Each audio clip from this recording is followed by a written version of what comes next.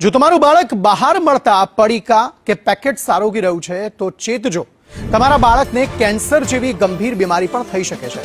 ચોંકાવનારી હકીકત ત્યારે સામે આવી જ્યારે અમદાવાદના અમરેવાડીમાં આવેલા એકમમાં દરોડા પાડવામાં આવ્યા। અમન સેલ્સ એજન્સીમાં બનતા બચ્ચો કા પાસ્તા નામના સ્નેક્સની લેબોરેટરી તપાસ કરવામાં આવી તો ચોંકાવનારા ખુલાસા થયા। આ સ્નેક્સમાં ઓઇલ સોલ્યુબલ ડાય મળી આવી જે ખાદ્ય પદાર્થો માટે પ્રતિબંધિત છે।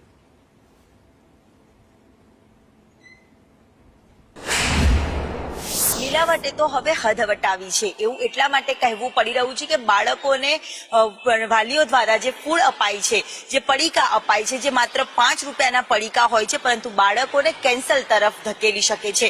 જી હા, ગઈકાલે જે હેલ્થ વિભાગ દ્વારા તપાસ કરવામાં આવી જેમાં પાસ્તા સહિતના જે 5 રૂપિયાના જે પેકેટ્સ આવતા હતા તેમાં પણ અનહાનિકારક અને જોખમી ભેળસેળ કરતા હોવાનું સામે આવ્યું છે, જેને લઈને વાલીઓમાં પણ હવે ચિંતા ઉભી થઈ છે। ત્યારે અમદાવાદથી કેટલાક વાલીઓ આપણી સાથે જોડાયેલા છે, એમની સાથે જ આપણે વાત કરીએ।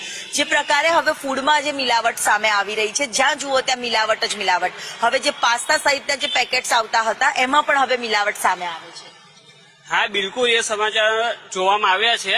અત્યાર સુધી અમે બાળકો નાની મોટી કોઈ જીદ કરતા હતા તો એ વિષય ઉપર અમે 5 રૂપિયા, 10 રૂપિયા કે 15 રૂપિયાને પેકેટ કોઈ પણ બજારમાં જે મળી રહ્યા છે એ અમે આપી દેતા હતા। પણ હવે તો એમાં પણ એક ચિંતાનો વિષય ઉભો થયો કે બાળકોને આપવું, ખવડાવવું તો ખવડાવવું શું?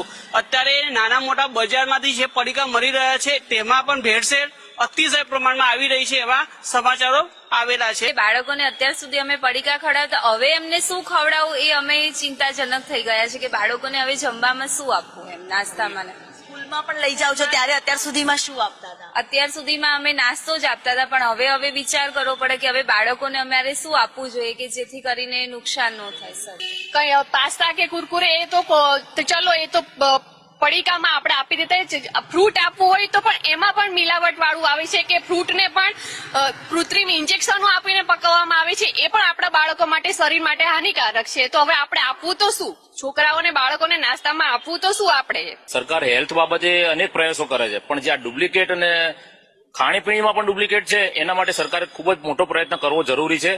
ખોટી રીલો અને વિડીયો બનાવવાથી કોઈ પ્રસિદ્ધિ નથી મળતી પણ ખરેખર જાગૃત બનીને જનતાની સાથે સાથે રહીને સરકારે પણ એમના અભિપ્રાય લઈને ડુપ્લિકેટ ઉપર કડક કાર્યવાહી કરવી જોઈએ। આ બધા વિશે હેલ્થ મિનિસ્ટર અને હેલ્થ કમિશનર આના પર એક્શન અને આના પર કાયદો કાનૂન કેમ નથી લાવતા? આટલી બધી મિલાવટ, પનીરથી લગાવીને શાકભાજીથી લગાવીને બધું દરેક જગ્યા તમારે, ચાહે જીરામાંથી પેલા જીરામાંથી વરિયાળી બનાવીને વરિયાળીમાંથી જીરા બનાવતા હોય, આવું અનેક મિલાવટો આપણા ગુજરાતમાં ચાલી રહી છે।